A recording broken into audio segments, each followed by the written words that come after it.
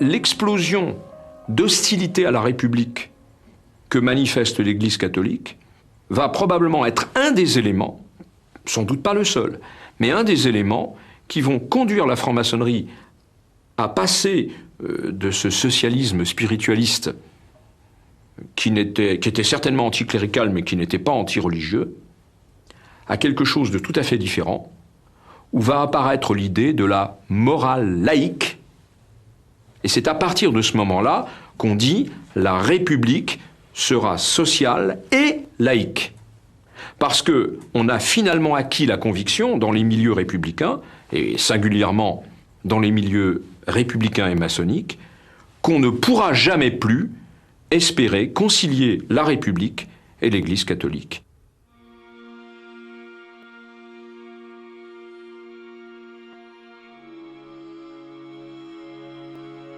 Cette laïcisation de la société, c'est Jules Ferry, un franc-maçon, ministre de l'instruction publique, qui l'entreprend. Il révolutionne l'enseignement. Désormais, l'école sera obligatoire, gratuite et laïque pour les enfants de 6 à 13 ans. Ce ne sont plus les curés qui enseignent, mais des instituteurs formés par la République dans les toutes nouvelles écoles normales. Autre bouleversement profond de la société, les filles ont droit à l'instruction publique. C'est la création des écoles pour jeunes filles.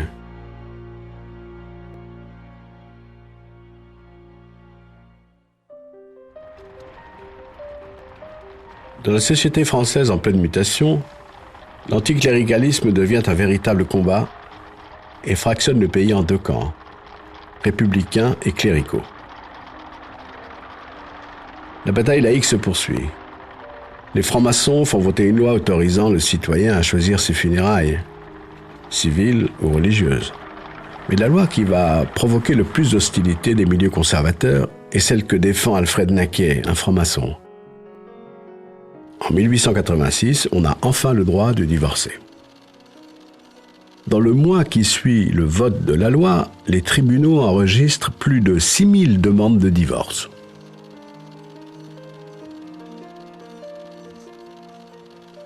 La France s'apprête à clore le 19e siècle et à entrer dans le 20e siècle.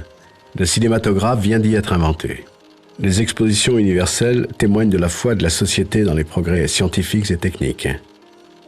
À la Chambre des députés, les francs-maçons dominent. L'une de leurs grandes idées, la liberté d'association, va devenir une loi en 1901 qui doit consolider la construction d'un pays démocratique. Désormais, on a le droit de s'associer et donc de fonder un parti politique. C'est en juin 1901 que se réunit un congrès formateur d'un parti qui se veut républicain, radical et radical-socialiste, c'est-à-dire qui est supposé rassembler toutes les nuances du parti républicain. Quelques 500 comités, des journaux, des élus de toute nature et 155 loges maçonniques, qui sont, avec tous leurs adhérents, membres effectifs du Parti radical. Le Parti radical domine la vie politique française. C'est l'âge d'or de la franc-maçonnerie. Elle est devenue le ciment du nouveau régime que ses adversaires désignent comme la République des frères. Est-ce que cette franc-maçonnerie est en quelque sorte un gouvernement occulte, comme l'affirment par exemple les catholiques, qui en sous-main dirigent la République et dont les hommes au pouvoir ne seraient en quelque sorte que les marionnettes?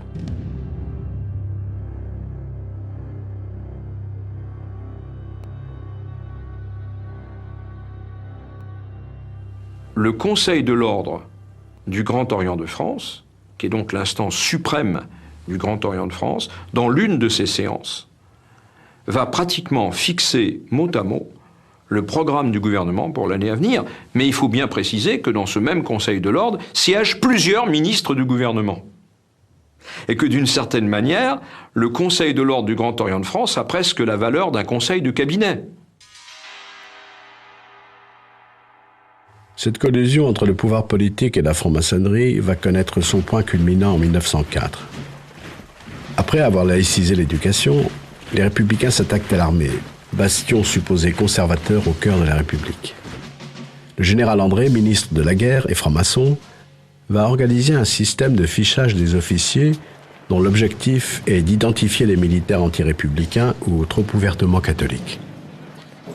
Le système consiste à demander aux loges des renseignements sur les officiers qu'elles connaissent. Et éventuellement à faire des enquêtes. On pourrait presque dire des filatures. Et à envoyer ces renseignements sur des fiches qui seront centralisées par le secrétariat du Grand Orient de France et mises à la disposition du ministère de la Guerre. André va décider de qui passe au grade supérieur ou pas telle ou telle année. Et donc il a le tableau d'avancement qui concerne les états de service de l'officier, et à côté, il a la fiche qui lui est remontée par la loge de la ville où l'officier est en poste.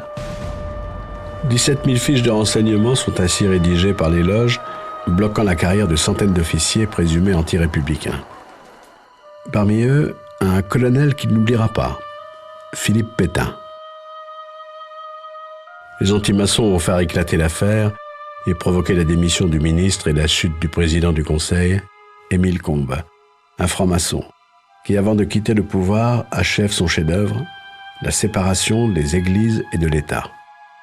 En 1905, la République est définitivement laïque.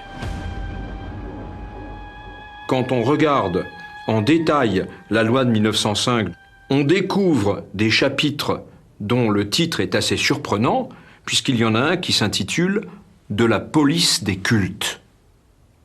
Quand l'État assure la police des cultes, je considère qu'il n'y a pas de séparation, mais qu'il y a d'une certaine manière une mise en tutelle, une mise en résidence surveillée. Et c'était très exactement l'objectif. C'est-à-dire, en quelque sorte, couper les ailes de l'Église de manière qu'elle ne puisse plus entraîner la société française. Par la force de la loi, des curés sont expulsés, des couvents fermés, des congrégations interdites. Les biens de l'Église sont inventoriés. Les francs-maçons deviennent les ennemis désignés des mouvements conservateurs. L'antimaçonnisme, courant de pensée né au XIXe siècle, puise dans cette haine toute la vigueur nécessaire à la revanche qui se trame.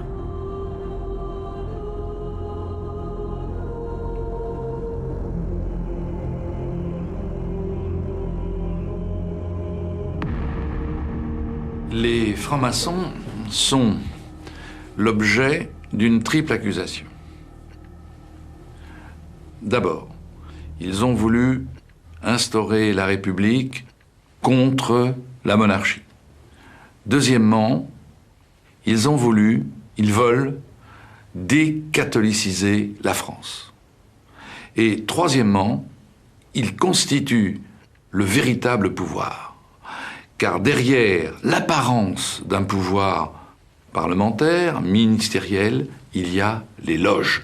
Il y a le Grand Orient, notamment.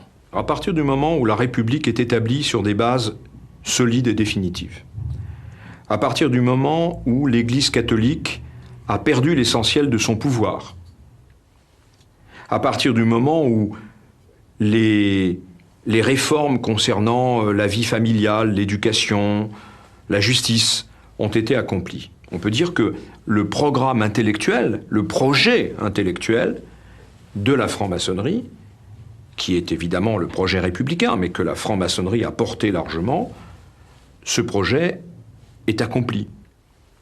Et qu'à ce moment-là, la franc-maçonnerie n'a plus en quelque sorte qu'à se retirer dans ses temples, à se retirer du forum, et à être peut-être une sorte de gardienne vigilante, mais rien d'autre. Or, ce n'est pas ce qui s'est passé. La franc-maçonnerie, encore une fois, non pas en tant qu'institution, mais par l'intermédiaire d'un certain nombre de ses membres, s'est introduite dans l'appareil politique. Et elle y est restée. Elle y est restée, et un certain nombre de personnes influentes, des ministres, des présidents du Conseil de la Troisième République, sont notoirement connus pour être des francs-maçons. À partir de ce moment-là, les francs-maçons qui, dans la période précédente, apparaissaient comme ceux qui militent pour que naissent un nouvel ordre des choses, prennent une autre figure. Ils deviennent ceux qui profitent du système politique qu'ils ont établi pour continuer à le dominer indépendamment du jeu normal des institutions.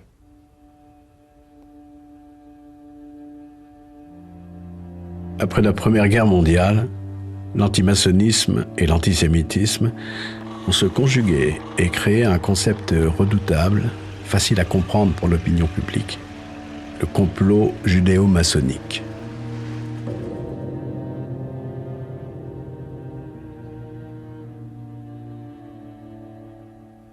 Dans les loges, les antisémites s'étaient aperçus qu'il y avait beaucoup plus de juifs que dans la population réelle. Dans la partie, disons, la plus bourgeoise de cette communauté juive, dont beaucoup sont en France depuis le Moyen-Âge, le progrès de la société les amène parfois à se déjudaïser, à ne plus pratiquer la religion de leurs ancêtres. Et à ce moment-là, la maçonnerie apparaît comme certainement un moyen de s'intégrer plus rapidement à la société française, sans passer par la conversion au catholicisme, au protestantisme. Bon. Alors c'est un phénomène micro-sociologique, mais comme les antisémites et les antimaçonniques se recrutent dans les mêmes milieux, et qu'ils ont les mêmes procédures de délire intellectuel, ils se disent, ça y est, c'est les mêmes. C'est les deux faces du même phénomène.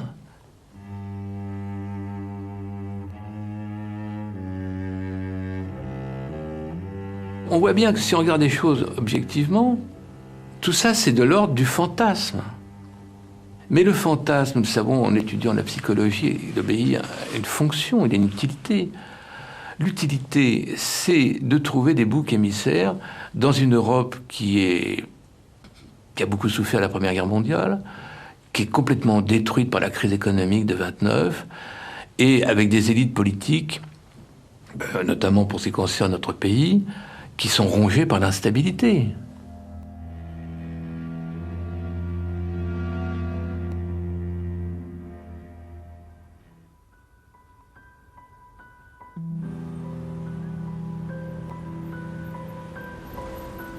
Dans les années 30, les francs-maçons perdent de leur influence sur la politique, alors que le pays s'enfonce dans la crise économique et que les conflits sociaux se durcissent. En 1936, le Grand Orient et son bras politique, le Parti radical, soutiennent la coalition de gauche menée par Léon Blum. La victoire du Front populaire voit le retour éphémère de quelques francs-maçons dans des ministères régaliens, comme l'Intérieur ou l'Éducation nationale.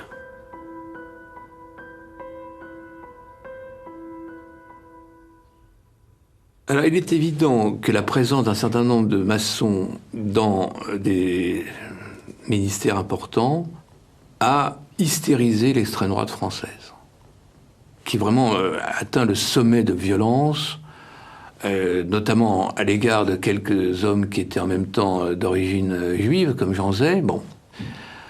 La presse extrême droite se déchaîne. Le Front populaire n'est plus vu comme une action politique, mais comme, on pourrait dire, Satan déchaîné s'emparant de la France. Enfin, il y a des textes qui sont hallucinants, qui sont à la limite de la psychopathologie. Alors, il est évident que le Front populaire était le moment où se fait définitivement la symbiose criminelle entre l'antisémitisme et l'antimaçonnisme, et où l'alliage est fondu et désormais prêt pour le combat. Le combat qui va arriver avec l'État de Vichy. Juin 1940. La France a perdu la guerre. Les Allemands occupent Paris. La Troisième République, si chère aux francs-maçons, n'a plus que quelques jours à vivre.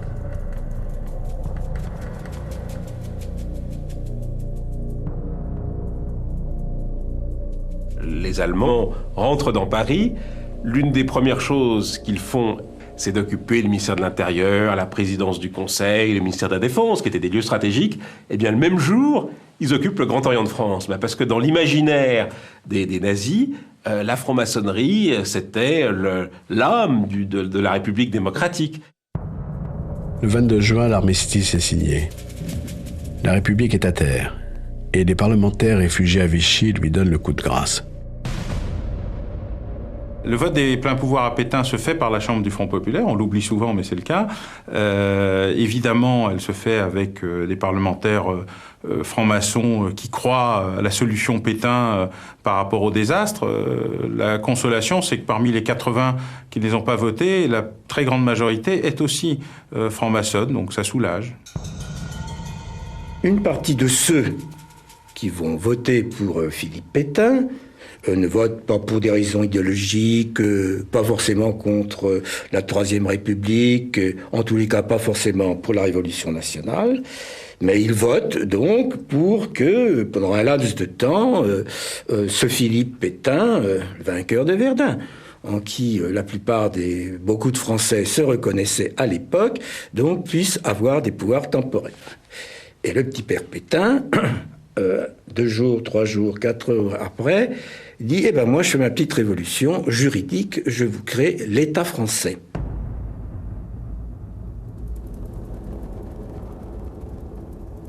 Ce qui est beaucoup plus grave, c'est les milieux qui vont accompagner Pétain. C'est-à-dire qu'avec le maréchal Pétain, arrivent en plein désastre national à la tête du pays les milieux les plus réactionnaires de la vie politique française. Et ces gens-là ont un certain nombre d'obsessions. Leur obsession, ça n'est pas d'assurer la vie quotidienne des Français. Leur obsession, c'est de détruire la République et tout ce qui soutient la République. Et ça sera ce qu'ils vont appeler la Révolution nationale, c'est-à-dire en fait une contre-révolution organisée, structurée, institutionnalisée.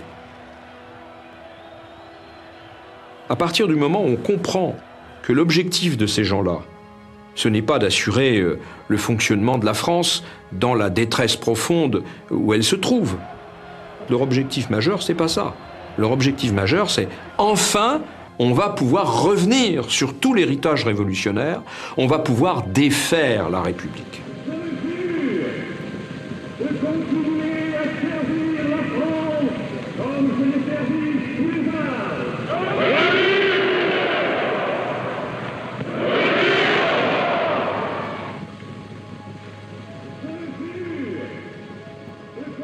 Lors du premier conseil des ministres de l'État français, Pétain fait jurer sur l'honneur à l'ensemble de ses ministres qu'aucun d'eux n'est franc-maçon et s'il l'a été, que plus rien ne le lie à son ancienne obédience. Il s'agit pour le maréchal d'une véritable obsession qui va devenir l'objet de l'un des tout premiers décrets du nouveau gouvernement. En plein mois d'août 1940, il faut se souvenir de ce qu'est l'état de la France, des millions de gens sur les routes, la détresse absolue, la désorganisation totale. Ce qu'il faut avant tout, c'est assurer la sécurité des personnes, le ravitaillement, le rapatriement des biens et des personnes. Eh bien, qu'est-ce que fait le gouvernement de Vichy? Au milieu du mois d'août 1940, il publie un décret qui dissout la franc-maçonnerie. Comme si c'était une urgence absolue. La disproportion ahurissante entre l'état catastrophique du pays, qui vient de subir la plus gigantesque défaite militaire de son histoire, et cette décision, nous allons dissoudre la franc-maçonnerie, la disproportion est tellement monstrueuse qu'il faut s'interroger. La précipitation à prendre des mesures antimaçonniques est l'illustration de la profondeur de la haine.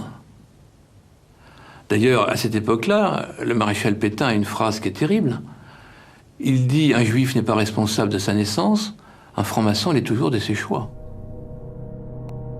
Terrible ironie de l'histoire, c'est un franc-maçon repenti, Michel Pérouton, ministre de l'Intérieur, qui est chargé de la mise en application des décrets antimaçonniques. Il le fera avec zèle et une bonne connaissance du dossier. Toute la machine administrative s'est mise en branle à partir de là. Alors, à la fois du côté des préfets, des maires et des services de police. Et ça a été le point de départ de la création du service des sociétés secrètes. Et il s'agissait essentiellement d'avoir un fichier le plus complet possible des francs-maçons. En quelques mois, l'administration fait remonter au service des sociétés secrètes des milliers de noms de francs-maçons.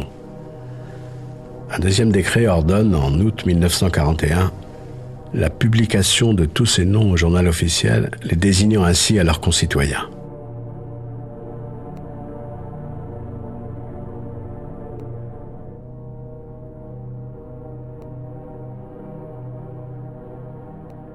On va en publier 18 000.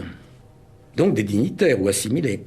Mais que ces dignitaires, puisqu'ils ont été montrés à toute la France, perdent ipso facto leurs fonctions. Les fonctions de quoi?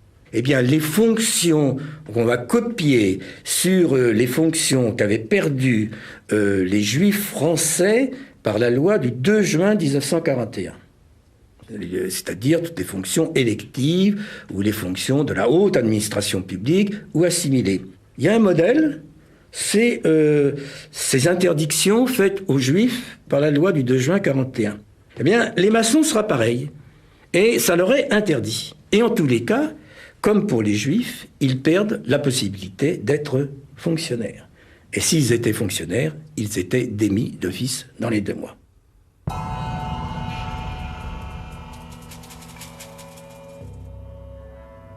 Mais le jour où on s'est mis à dire, dans le 3e canton de telle circonscription, messieurs un tel bidule et machin sont francs-maçons, monsieur truc est le vénérable de la loge, les gens commençaient à dire, ah bah attendez, la franc-maçonnerie, si vous voulez, mais le docteur Legrand, qu'on connaît bien, bon, il est peut-être vénérable de la loge, mais c'est quand même quelqu'un de bien, etc.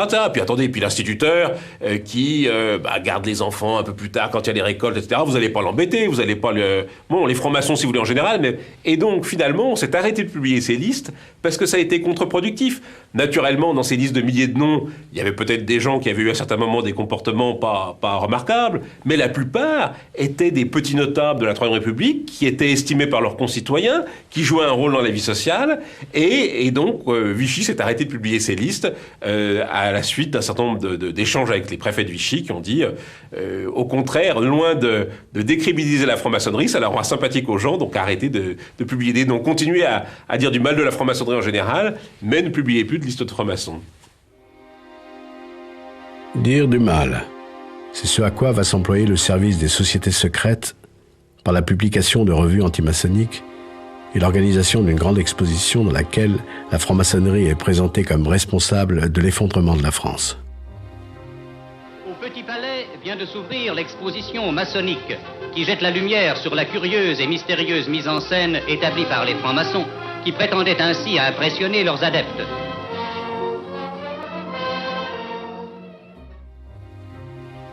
La même année, le gouvernement français commande la réalisation d'un film de propagande au titre évocateur « Forces occultes ».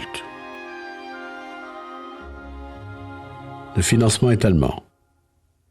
Le scénario et la réalisation sont confiés à 2 anciens francs-maçons, Jean-Marc Rivière et Paul Riche.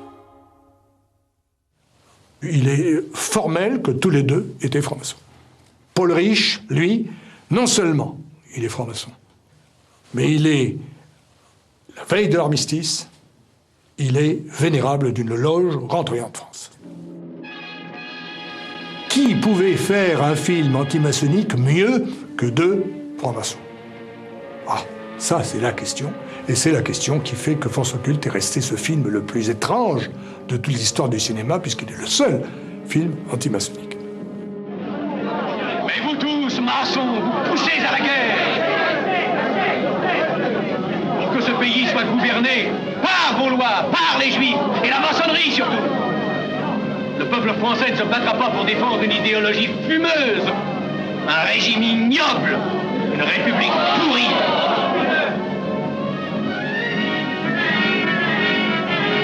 Vous êtes tous des menteurs et des faussaires.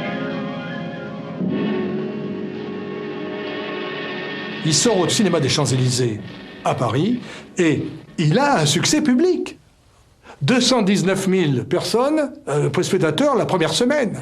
299 000 la deuxième semaine. Il n'y a pas une critique qui dit « c'est dégueulasse ce qu'on vend, ce qu'on nous montre ». Il n'y en a pas. Il n'y en a pas.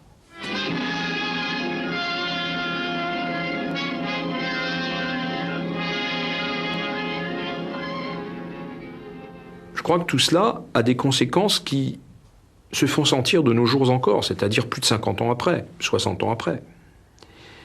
C'est à partir de cette époque que les francs-maçons en France répugnent absolument à reconnaître leur appartenance.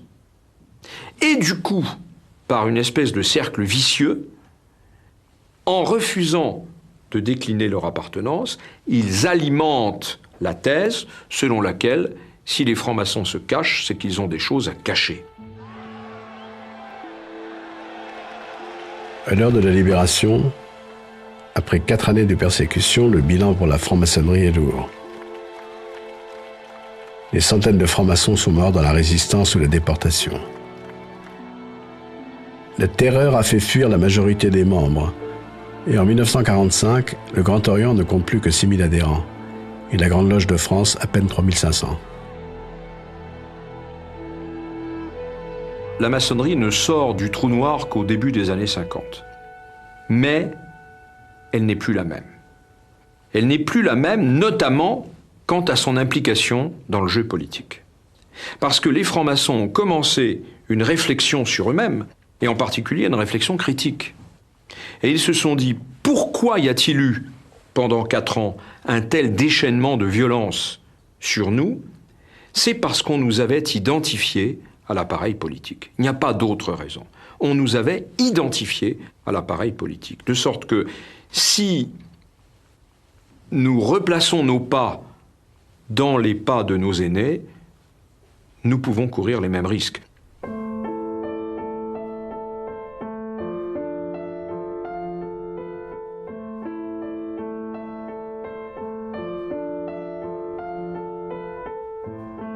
La France se reconstruit.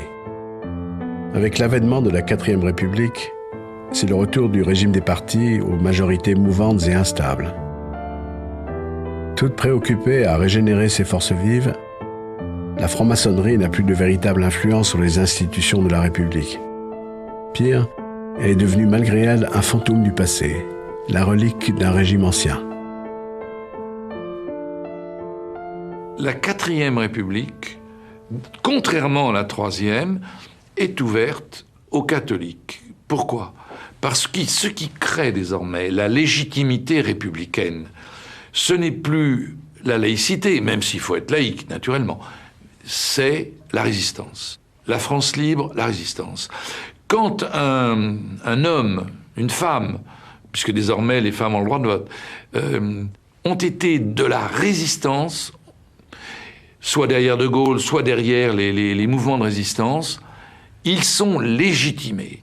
Et c'est ainsi que le grand parti nouveau, c'est le MRP, le Mouvement républicain populaire, qui est un parti aconfessionnel, qui ne veut pas être un parti catholique ou un parti chrétien, mais bon, il n'empêche que c'est quand même un parti qui est dirigé par des démocrates chrétiens qui ont tous été plus ou moins dans des mouvements de jeunesse catholique et qui, pendant la guerre, ont été des résistants. Désormais, les groupes qui dominent la vie politique française n'ont pas de rapport étroit, voire pas de rapport du tout, voire ne peuvent pas avoir de rapport avec la franc-maçonnerie. C'est le cas du Parti communiste qui a le vent en poupe depuis 1945 et qui, depuis les 21 conditions, interdit depuis 1923 toute appartenance à la franc-maçonnerie. En 1958, les francs-maçons sont désormais trop peu nombreux parmi les parlementaires, ou trop désunis, pour s'opposer au vote des pleins pouvoirs au général de Gaulle. De Gaulle le militaire, de Gaulle le catholique, de Gaulle qui représente aux yeux des francs-maçons une menace certaine contre les fondements de la République. Certains disaient qu'avec le retour du général de Gaulle au pouvoir, la République allait être menacée. Il y a une très forte réticence au système institutionnel qu'il met en place, qui inquiète les maçons, qui n'est pas leur forme de république. On se souvient de cette fameuse conférence de presse où l'on demande au général de Gaulle s'il va maintenir les libertés fondamentales. Et où, évidemment, il saute sur sa chaise en disant « Mais ai-je jamais attenté aux libertés fondamentales? Je les ai rétablies. » La tradition républicaine française, il ne faut pas oublier qu'elle s'est construite contre le bonapartisme, contre les régimes plébiscitaires. Et donc, pour elle, tout ce qui est pouvoir du président, qui apparaît comme un pouvoir personnel, c'est le contraire même de la tradition républicaine. Les francs-maçons de cette époque s'interrogent sur l'opportunité ou non de revenir, comme ils l'ont fait auparavant, dans le jeu politique. Et finalement, leur réponse globale, la réponse individuelle, encore une fois, va varier. Les francs-maçons ne marchent jamais comme un seul homme. C'est même fondamental dans leur mentalité. Il y a un individualisme important. Mais leur réponse collective, ça va être que l'implication de la franc-maçonnerie ne pourra plus jamais être dans l'appareil politique ce qu'elle a été sous la Troisième République. Et à partir de cette époque-là, on voit une décroissance très importante de l'influence politique de la franc-maçonnerie en France. L'avènement de la Ve République sonne le glas d'une maçonnerie influente.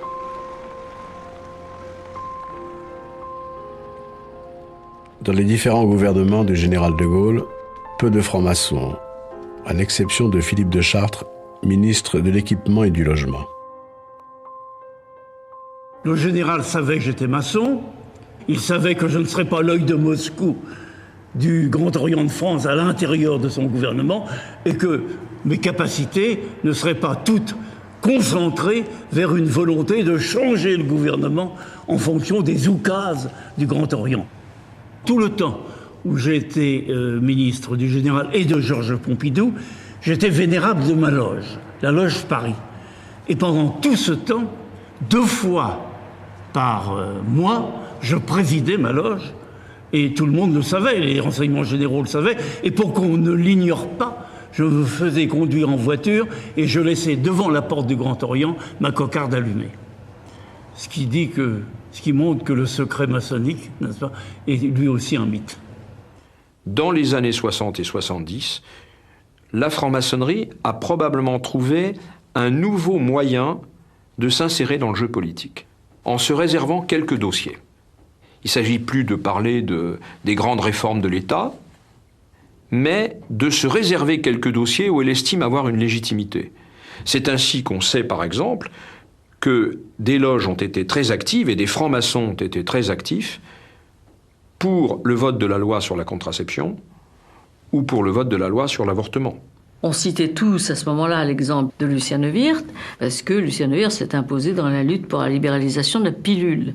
On s'est mis à dire, mais pourquoi est-ce que c'est lui qui a défendu ce projet? Alors d'autres nous ont dit, parce que le projet avait été inscrit à l'ordre du jour des travaux de la maçonnerie dans les années précédentes. Bon, c'est à ce moment-là, si vous voulez, qu'on s'est tous mis un peu, tous les journalistes, on s'est mis à découvrir la franc-maçonnerie, pour ceux d'entre nous qui ne la connaissaient pas, et à parler de ça. Les médias, après 2 décennies d'oubli, vont faire de la franc-maçonnerie un sujet de presse récurrent, poussant l'institution à jouer le jeu ambigu de la communication. Je m'engage à garder inviolablement le secret maçonnique, à ne jamais rien dire ni écrire sur ce que j'aurais pu voir ou entendre, pouvant intéresser l'ordre, à moins que j'en ai reçu l'autorisation. Les francs-maçons cherchent aussi à revenir dans le jeu politique. À gauche, Charles Hernu, membre du club des Jacobins, décide d'aider François Mitterrand qui n'a plus ni parti ni tribune. Il y a eu, si vous voulez, dans les années 70, un certain nombre de maçons de gauche qui ne se sont pas satisfaits du Parti socialiste tel qu'il était et qui ont constitué des clubs ou des formations politiques comme la Convention des institutions républicaines, parce qu'ils avaient le sentiment que celui qui répondait le mieux à leurs aspirations philosophiques, maçonniques, politiques, à leur sensibilité, etc., c'était François Mitterrand. Et qu'ils ont voulu l'aider à accéder au pouvoir. Le club des Jacobins était un club qui a beaucoup aidé François Mitterrand à titre personnel, mais aussi dans la création de la Convention des institutions républicaines. C'est une fédération de clubs. Et là, il est vrai que les gens qui s'occupaient de cela, ils étaient tous maçons au départ. François Mitterrand va maintenant pouvoir jouer sur les réseaux maçonniques au sein du Parti socialiste et en conquérir la direction.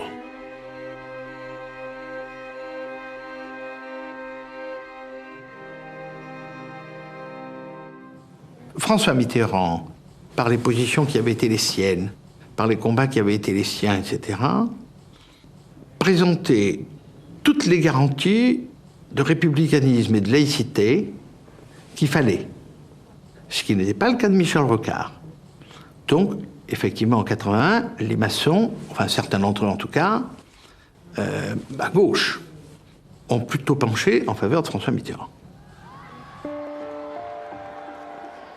Mai 1981, François Mitterrand est élu président de la République sur un programme politique de 110 propositions censées changer la vie.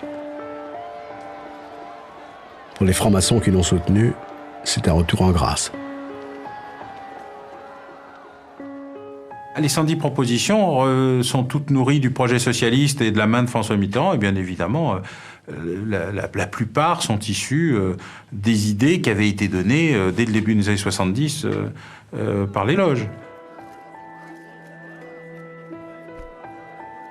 Par contre, il y a un modus vivendi sur le fait que les idées qu'on donne, c'est des idées qu'on applique si on gagne. Quand je suis devenu ministre, le programme que j'avais, c'était une quinzaine de points qui faisaient partie des 110 propositions du président de la République, de François Mitterrand. On avait préparé ça. Il faut attendre l'arrivée au pouvoir de François Mitterrand pour que les socialistes fassent entrer dans leur gouvernement ou placent à la tête de services importants un certain nombre de francs-maçons, sans que pour autant il s'agisse d'un recrutement dans la franc-maçonnerie, mais plutôt d'hommes de gauche, membres du Parti socialiste, et qui sont en même temps membres de la franc-maçonnerie. Il y a eu une petite embellie en 1981, puisqu'on est monté à 90 députés sur 577 qui étaient francs-maçons, dont 50 dans le seul groupe du Parti socialiste. Donc il y a eu une petite embellie en 81, au point d'ailleurs qu'on a eu le sentiment que, effectivement, François Mitterrand avait donné un essor au pouvoir maçonnique. Le grand maître de la Grande Loge de France, Jean Verdun, m'a confié que le Grand Orient, d'ailleurs, ne se sentait plus. Il avait les chevilles qui avaient triplé de volume. Ils avaient le sentiment que, dès lors, ça y est, c'était une renaissance du Grand Orient au sein de la République et que pas une loi ne devait être adoptée à l'Assemblée sans être passée par l'obédience Grand Orient. L'école laïque, le grand combat de la franc-maçonnerie. En 1983, Alain Savary, ministre de l'Éducation nationale, défend un texte de loi visant à supprimer l'aide financière de l'État aux écoles privées. Alors je crois qu'il est indéniable que le texte sur le grand service public unifié de l'éducation nationale était un remerciement, un cadeau, un retour d'ascenseur à la franc-maçonnerie. Savary a été a porté ce texte qui faisait partie des 110 propositions, que ça s'est très mal passé, que Monseigneur Lustiger a mobilisé plus d'1 million de gens dans la rue. Voyant la situation, le président Mitterrand, je me souviens très bien, nous a dit quand il y a 1 million de gens dans la rue qui ne veulent pas d'un texte, on retire le texte.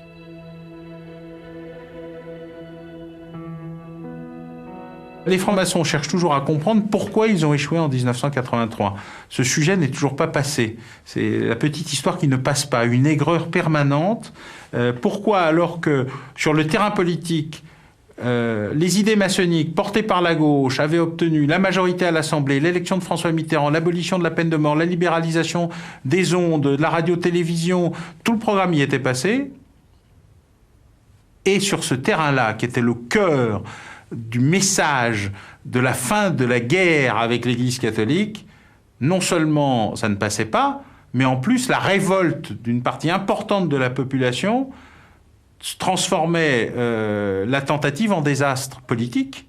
En même temps, d'ailleurs, que c'était l'interruption de l'ensemble des réformes, 83, c'est la fin de 81, et c'est le début de la gestion de la crise. Et je crois que là, la maçonnerie est soudain entrée dans une phase qui l'a amenée à sa grande crise de 1995, c'est-à-dire à quoi on sert. Dans les années 2000, la franc-maçonnerie cherche une nouvelle place dans le débat public. Elle sera désormais à découvert, et le pouvoir politique s'autorise à la consulter. Mesdames et messieurs les grands maîtres, mesdames, messieurs, je suis heureux de recevoir aujourd'hui les représentants d'une tradition philosophique qui a pris une part si importante en France et dans le monde à l'élaboration et à la diffusion des idées républicaines. Au moment de l'affaire du voile islamique dans les écoles, la franc-maçonnerie, vigie de la laïcité, revient au premier plan. Beaucoup de maçons étaient favorables à la loi sur le voile à l'école pour protéger nos enfants de ce qui était utilisé comme un élément de religion et comme un bélier pour enfoncer essentiellement des principes républicains. Et nous partions du principe que nous souhaitions absolument, et coûte que coûte, protéger les consciences en formation, notre jeunesse, de toute influence extérieure, essentiellement religieuse. De toute façon, c'est un sujet qui est devant nous. L'application, la préservation de la laïcité dans notre façon de vivre ensemble. Donc la maçonnerie aura un cheval de bataille, quoi qu'il arrive à l'avenir, sur ce sujet. Par un étonnant paradoxe, plus la franc-maçonnerie a perdu de son influence réelle sur le pouvoir, plus son influence fantasmée est montée en puissance. Comment va-t-on faire croire aujourd'hui que dans une France de 65 millions d'habitants, les 120 000 maçons répartis en 12 obédiences qui n'arrêtent pas de se tirailler entre elles dirigent ce pays? Alors, le nombre de parlementaires francs-maçons, Assemblée, Sénat, Parlement européen, est d'environ 10% de l'effectif, c'est-à-dire il y a environ 1 millier de parlementaires tout compris, ça fait à peu près 10% de l'effectif. Aujourd'hui, le pouvoir n'est plus dans les obédiences.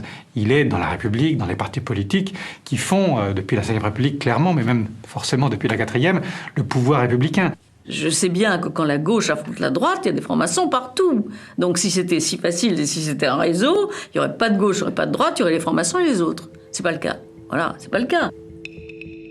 Pourtant, la franc-maçonnerie se porte bien.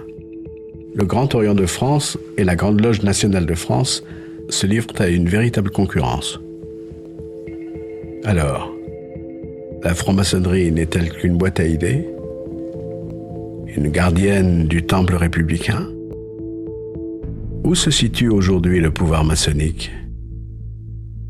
La franc-maçonnerie, aujourd'hui encore, possède de nombreux fiefs, de nombreux lieux de pouvoir dans lesquels elle est très influente, et qui sont quelquefois des lieux où s'exerce le pouvoir régalien. Je pense au ministère de l'Intérieur, où en gros, on peut dire qu'un commissaire de police sur 4, et à l'échelon du dessus, un contrôleur général sur 2 est franc-maçon. Elle progresse essentiellement dans les milieux d'affaires que sont les chefs d'entreprise, les cadres supérieurs d'entreprise, éventuellement les notaires, les avocats. Et là, effectivement, ça déplace le pouvoir politique. C'est plus le pouvoir politique traditionnel, mais c'est le pouvoir politique au sens sociétal, économique. Il y a également toutes les entreprises publiques ou ex-publiques, c'est-à-dire EDF, La Poste, Air France, mais aussi les banques ex-nationalisées, tout le secteur mutualiste, où les réseaux francs-maçons jouent un rôle considérable. S'organiser en réseau, ça ne veut pas dire être un réseau qui prend un pouvoir ou qui va mettre la main sur tel homme politique ou sur tel président de la République. Moi, je vous prends un exemple. Mon père a été grand maître du Grand Orient. C'était un homme d'influence, c'était un homme convaincu, et qui, je crois, a appliqué dans son entreprise sa vision maçonnique, de solidarité, et puis ça tombait bien, puisque la structure coopérative ou mutualiste répond parfaitement aux objectifs maçonniques de travail en commun. Il se trouve qu'il était de la promo de Sciences Po de Chirac. Sophie Coignard dans son livre d'ailleurs, et puis c'est connu de tous, on dit chaque président de la République avait son grand maître, et on dit Barouin était le grand maître de Chirac. C'était d'abord des amis qui partageaient ensuite des valeurs certaines sur certains points, qui étaient en opposition sur d'autres, qui se comprenaient. Il se trouve qu'ils se connaissaient bien et depuis longtemps. Il se trouve que l'un a été Premier ministre et l'autre a été grand maître du Grand Orient. Il se trouve que c'était précieux pour le grand maître du Grand Orient de dire au Premier ministre, voilà ce que l'on dit dans les loges, voilà les sujets sur lesquels il nous semble important, exemple l'école publique et le grand débat du début des années 80, sur lequel la maçonnerie est montée en première ligne, nécessite de bien réfléchir à l'évolution de la société, et le Premier ministre Chirac, lui, était certainement intéressé par non pas par ce qui se passait dans les loges, ou qui faisait quoi, mais par les éléments qui irriguaient les débats, pour bien comprendre aussi quelles étaient les mesures publiques à prendre. À partir du moment où c'est mystérieux, où c'est secret, ça génère des fantasmes. Et les fantasmes potentiellement intéressent, font vendre. Et je pense que si on montrait les choses de façon beaucoup plus transparente, comme ça se fait notamment en Angleterre, ce ne serait pas bardé de mystère, bardé un petit peu de soufre, comme vous le dites. Ça ne correspond en rien à la réalité, mais c'est vrai aujourd'hui que c'est toujours cette image-là qui est véhiculée autour de la maçonnerie. Et je crois aussi que la franc-maçonnerie a tout intérêt à jouer cette clarté, cette transparence, à rendre compte aussi de ce qu'elle sait faire. Il y a eu des époques où les choses ont été plus transparentes, plus claires. Il est évident notamment que les textes, notamment avec Henri Caillavet, ont été des textes inspirés par la franc-maçonnerie, d'une certaine façon. Qu'est-ce qu'il y a de mal à cela ? Quand on voit notamment des grands sujets de réflexion, comme la laïcité, sont des thèmes qui sont au cœur de ce que peuvent être les idées maçonniques. Mais une chose est certaine, encore une fois, de publier les travaux, de rendre compte de ces travaux, ça me semble aller dans un sens nécessaire.